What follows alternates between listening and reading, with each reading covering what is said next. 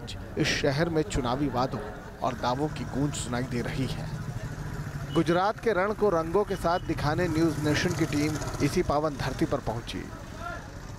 देश के 12 ज्योतिर्लिंगों में सर्वप्रथम और महानतम सौराष्ट्र में मौजूद भगवान शंकर का परम धाम, जहां आठों पहर जलती है शिव नाम की ज्योति।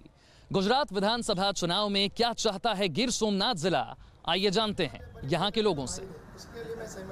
आम हो या खास, नेता हो या अभिनेता, सोमनाथ आने वाला हर शख्स भोले के दरबार में हाजिरी लगाना नहीं भूलता।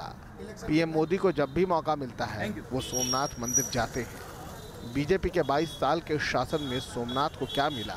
क्या शहर के लोग बीजेपी सरकार के कामकाज से खुश हैं? ये जानने के लिए न्यूज नेशन संवाददाता ने मंदिर से जुड़े लोगों से बात की। गुजरात में चुनावी मौसम है, नेता मंदिर मंदिर आते हैं, शीश झुकाते हैं। सोमनाथ मंदिर से जुड़े ब्राह्मण हमारे साथ हैं जो इन सब चीजों को बड़ी करीबी से देखते हैं, समझते हैं। गिर सोमनाथ जिले को क्या चाहिए और धर्म और राजनीति क्या एक हो सकते हैं, आइए इनसे समझने की कोशिश करते हैं। यहाँ आने वाले हर नेता श्रद्धा से आता है। ये क्षेत्र शांति प्रिय क्षेत्र है। ये इसको चंद्र की भूमि बोला जाता है। यहाँ चंद्रमा ने हजारों साल बैठ के शिव की उपासना करके भगवान शिव को प्रसन्न किया था। ये भूमि का ये प्रभाव है। और यहाँ आने वाले नेता और धर्म और राजनीति, ये दोनों भिन्न भिन्न बातें, सब अपनी श्रद्धा से आता है। रंक भी आता है और राजा भी आता है। और ये क्षेत्र का इतना महत्व है कि यहाँ संस्कृत, कला, जगत, ये सब का उद्गम स्थान इसे बोला जाता है। सोमनाथ, सोम यानी चंद्र, चंद्र का नाथ। नेताओं की जब बात हो रही है, देश के बड़े बड़े नेता यहाँ पर आते हैं, शीश झुकाते हैं और खासकर चुनावी मौसम में और ज्यादा आते हैं। इन सब चीजों का लोगों पर क्या असर पड़ता है? आप बड़ी करीबी से इसे देखते हैं। इन पर सब लोगों का तो मतलब यहाँ तो हमारे जो इलाका है, यहाँ हमें इतना कोई ज़्यादा डिफरेंट नहीं देखता है। हम तो सबको एक ही तरह देखते हैं। और मतलब लोगों के मन में ये हर, और यहाँ सिर्फ चुनाव में आते हैं ऐसा नहीं है। हमें क्या धर्म और राजनीति को जोड़कर देखा जा सकता है? धर्म और राजनीति को जोड़ा नहीं जा सकता है। धर्म अपनी जगह है, राजनीति अपनी जगह है, तो उसे जोड़ा नहीं जा सकता है। लेकिन यहाँ श्रद्धा से आने वाले हर एक व्यक्ति की मुराद पूरी होती है। यहाँ का ये हमारा तजुर्बा है। हम तो यहाँ के तीर्थ पुरोहित हैं और हमने नज़रों से सामने देखा हुआ है कि आज जो आदमी रोता हुआ आया वो अगले साल हंसता हुआ यहाँ आता है। ठीक है, सोमनाथ देश के 12 ज्योतिर्लिंगों में सर्वप्रथम है, महानतम है। सोमनाथ को जो मिलना चाहिए था, क्या वो सरकारों से मिला है? जी जी सर, जरूर। इसमें भी इतना साल से जो भगवान सोमनाथ जी का मंदिर और ये तीर्थ स्थान का जो डेवलप, ये अभी जी स्थानिक अभी जो वर्तमान की जो सरकार है उसने बहुत किया हुआ है। बहुत कुछ किया है, लेकिन विकास एक सतत प्रक्रिया है। जब चुनाव आ रहा है, नेता आ रहे हैं, आप क्या चाहते हैं सोमनाथ के लिए? पिछले 20-22 साल से यहाँ पर जो सरकार चल रही है हमारे गुजरात में, तो जो विकास हमने पिछले 50 साल में नहीं देखा था, वो विकास पिछले 15-20 साल में बहुत अच्छी तरह देखा है। यहाँ का जो स्थानिक लोग है तीर्थ स्थान का, उसको भी बहुत रोजगार मिला हुआ है। आप संतुष्ट हैं? हाँ, 100% देखो, आज मैं 30 साल से इसमें जुड़ा हुआ हूँ। सोमनाथ से 30 साल से मैं मंदिर से जुड़ा हुआ हूँ। हर पहले इतना कोई यात्री नहीं आता था। ये 2000 जो ये मोदी जी की सरकार आई, इसने ये सोमनाथ के अंदर इतना डेवलप किया कि जो ये टूरिस्ट को इतना डेवलप किया, इससे आज आने वाला देखो, ये फोटो वाला है, हम है, फूल वाला है, सबका विकास ही हुआ है। सब कोई दिक्कत नहीं है। सब लोगों को यहाँ अच्छी तरह से रोजी मिलती है और विकास 100% सोमनाथ, प्रभास और गुजरात में हुआ है। वो हम 100%, आप तो ठीक है, पर हम आने वाले यात्री से भी ये संतुष्टि से बोल सकते हैं। मोदी जी ने यहाँ पर खुशबू गुजरात की कैंपेन शुरू किया और प्रचार खूब किया गया। टूरिज्म के बारे में मोदी जी कहते हैं कि जब टूरिस्ट एक आता है तो 50 और लोगों को रोजगार मिलता है। वो रोजगार क्या यहाँ मिल पा रहा है? 100% क्यों नहीं मिलता है सर? आज जो एक समय ऐसा था कि लोग यहाँ 5 लोग भी नहीं मिलते थे। जो बिजनेस करने वाले, धंधा करने वाले, आज इतने फोटोग्राफर है, इतने अदर्स भी जो छोटे मोटे चीज़ बेचने वाले भी बहुत लोग हैं कि हर रोज उनको कुछ ना कुछ छोटी मोटी रोजी रोटी मिलती रहती है। गिर सोमनाथ जिला 7 नए जो जिले बने हैं उनमें से एक जिला है। इस जिले के विकास के लिए और क्या चाहते हैं जब चुनाव आ रहा है? जैसे कि जो जिला आता है तो साथ साथ टूरिज्म तो बढ़ा ही है, मगर जो फंडामेंटली देखिए तो बेसिकली जो रिक्वायरमेंट है, जैसे कि एजुकेशन से हॉस्पिटलाइजेशन के लिए और भी जो सुविधा चाहिए, वो सुविधा जो पहले थी उससे भी ज़्यादा होनी चाहिए, क्योंकि ये जिला का पूरा मथक है, तो इसलिए हिंदुत्व को लेकर आज कई संगठन सड़कों पर उतर आते हैं, लोगों से मारपीट करने लग जाते हैं, बदसलूकी करने लग जाते हैं। ऐसे संगठनों के लिए क्या कहना चाहेंगे? हिंदुत्व है क्या, और सोमनाथ यहाँ से क्या संदेश दुनिया को जाना चाहिए? हिंदुत्व का धर्म ऐसा है कि हिंसा उसका पर्याय नहीं है, शांति प्रिय धर्म है। वो सबको साथ में लेके चलना चाहता है, या ऐसे मार तोल से कोई उसका निचोड़ नहीं निकलता है। तो मतलब सबको साथ में रह के ही अपना विकास करना चाहिए। वैसे विकास हुआ ही है यहाँ से, मतलब आने वाली जो सरकार है उससे हमारी इतनी गुजारिश है, विकास हुआ ही है, उसमें कोई शक नहीं है। मोदी जी यहाँ से सीएम से पीएम बन गए, उनकी कमी क्या भरी जा सकती? मोदी जी के बारे में, वो एक्चुअली यहाँ सोमनाथ जी के आशीर्वाद से पीएम बने हुए हैं, तो मतलब हमें उसकी कमी नहीं है, लेकिन उसका नेतृत्व प्राप्त हो रहा है दिन ब दिन। हमें उसका मतलब हम ऐसा फील नहीं करते, हम उसको मिस नहीं करते। क्यों नहीं मिस करते? क्योंकि हम जानते हैं कि हमारी भूमि का नेता है, वो सर्वोच्च स्थान पे बैठा है, तो इसके लिए मतलब हमें गर्व है। सरकार बनने वाली है, विकास मैंने जैसा कि कहा सतत प्रक्रिया है। नई सरकार से उम्मीद क्या करते हैं और क्या किया जाए? नई सरकार से उम्मीद हम ऐसे करते हैं, यहाँ सोमनाथ में रेलवे स्टेशन बना हुआ है, उसमें लॉन्ग डिस्टेंस ही जैसे जगन्नाथपुरी है, हरिद्वार है और विभिन्न तीर्थ स्थानों से जुड़ा जाए सोमनाथ रेलवे स्टेशन को, ये हमारी एक बड़ी उम्मीद है। और यहाँ एक मल्टीपल हॉस्पिटल बनाया जाए, वैसे कोई कमी नहीं है, भगवान सोमनाथ जी की कृपा है और यहाँ सब लोग रोजी रोटी अपनी कमा खाते हैं, उसके लिए कोई नहीं है। विकास भी हुआ है और पिछले 22 सालों में भाई साहब ने बताया उस हिसाब से जो हुआ है वो हमने उससे पहले कभी नहीं देखा था।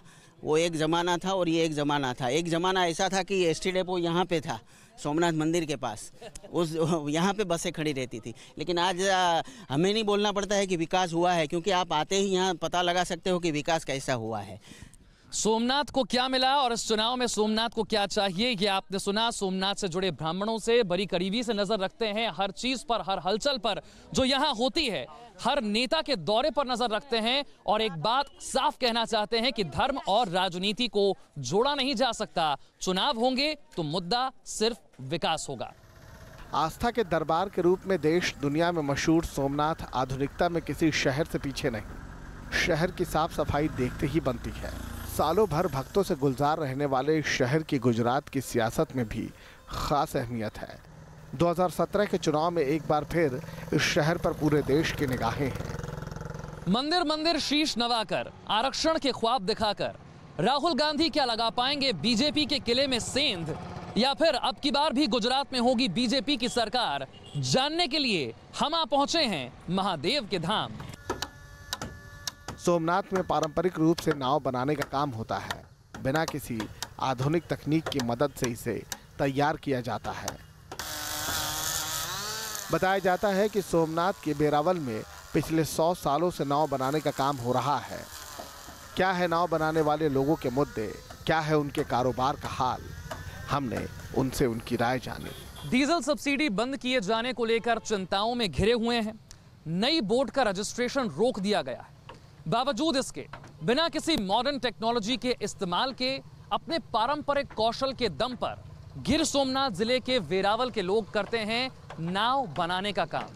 लेकिन इस कारोबार से जुड़े हुए लोगों की चिंताएं क्या हैं?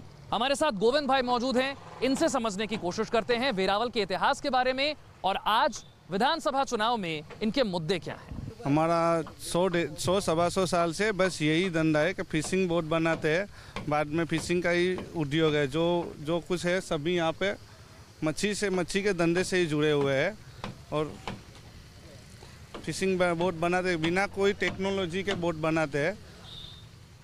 पारंपरिक कौशल के दम पर आप लोग जो है यहाँ पर नाव बनाने का काम करते हैं। आज इस कारोबार को जुड़े हुए जो लोग हैं उनके सामने क्या समस्याएं हैं? तो जो डीजल सब्सिडी पहले जो मिला करती थी वो अब इतनी नहीं मिल रही है और जो बोट बनाते हैं उसका कुछ रजिस्ट्रेशन भी नहीं मिल रहा है और जो बोट फिशिंग करने जाता है 20-25 दिन करके फिशिंग करके आते हैं, ज़्यादातर मछली भी लेके आते हैं, तो उसका रेट नहीं मिल रहा है और सभी कंपनी वाले रेट भी थोड़ा बोले तो 50% का रेट काट देते हैं।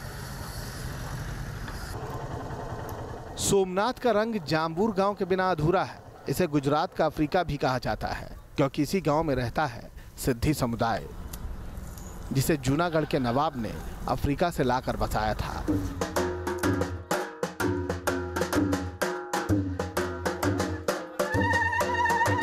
करीब 700 साल से ये लोग गुजरात में ऐसे रच बस गए हैं कि इनके बिना सोमनाथ और सोमनाथ के बिना ये अधूरे नजर आते हैं।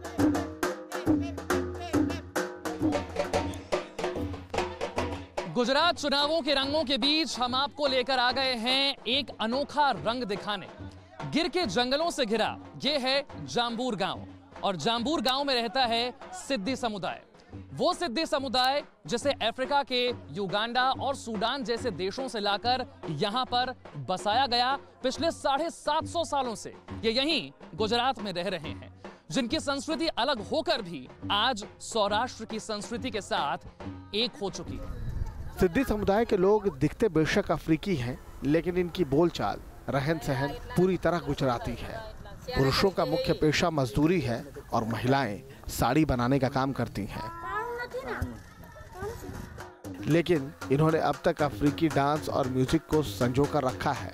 क्या है इस समुदाय के मुद्दे, क्या है नेताओं से उनकी उम्मीदें, न्यूज नेशन ने ये भी जानने की कोशिश की। समीर भाई हमारे साथ हैं जो बताते हैं सिद्दी समुदाय के भारत से जुड़ाव के बारे में, और साथ ही बात करेंगे गुजरात चुनाव को लेकर। सिद्दी समुदाय की बात करें, पिछले कितने सालों से आप लोग यहाँ पर रह रहे हैं, कितनी आबादी है? मेरा नाम मजगुल समीर है। काफ़ी हम यहाँ 800 साल से ले रहे हैं, और यहाँ पर हमारे जो नवाब थे वो हमको इधर काम करने के लिए पहले लेके आए थे। उसी हिसाब से हम यहाँ पर ठहरे हुए 800 साल से तकरीबन। कितनी आबादी आप लोगों की यहाँ पर? हमारी आबादी तकरीबन 15-20 हज़ार है। 15-20 गांव हैं। किन कामों में आप लोग आज लगे हुए हैं? उस वक्त तो आपको लाया गया था अलग अलग कामों के लिए, लेकिन आज किस तरह के काम आप लोग कर रहे हैं? तब भी हम मजदूरी करते हैं, अभी भी हम मजदूरी करते हैं। हम अभी ये कुछ खेल कूद में लगे रहते हैं, लेकिन हम चाहते हैं कि हमारे कुछ लोग शिक्षा के यहाँ पर जो समीर भाई बता रहे हैं वो ये है कि ज़्यादातर लोग जो हैं वो खेतों में काम करते हैं, महिलाएं जो है वो घर पर साड़ी का काम करती है। गुजरात में जब चुनाव आ रहे हैं, आप अपने समुदाय के लिए क्या चाहते हैं? हमारे समुदाय के लिए मैं ये चाहता हूँ कि हमारे गांव में अस्पताल बने और कुछ शिक्षा के लिए स्कूलें बनाई जाएं। हमको बिजली और सड़क पानी सब मिलता है, लेकिन इस गांव के अंदर बरसों से कोई हॉस्पिटल नहीं है, और हमारे गरीब बस्ती के अंदर से डॉक्टर की बहुत ज़रूरत पड़ती है, लेकिन यहाँ तो कोई हॉस्पिटल होता ही नहीं है।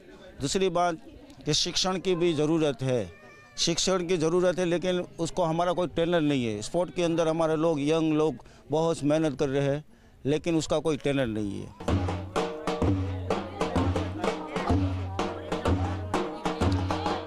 पिछले 700 सालों से सिद्दी समुदाय के लोगों ने अपनी संस्कृति के इन रंगों को यूं ही कायम रखा है।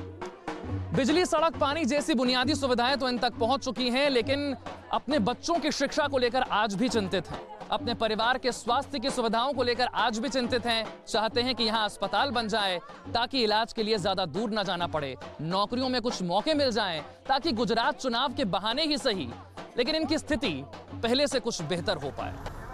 भगवान शंकर के पावन धाम सोमनाथ के बाद अगला पड़ाव होगा जूनागढ़। हम वहां के लोगों से पूछेंगे, केम छो? वीडियो जर्नलिस्ट सत्या रंजन राउते के साथ विशाल कालरा, न्यूज नेशन, सोमनाथ।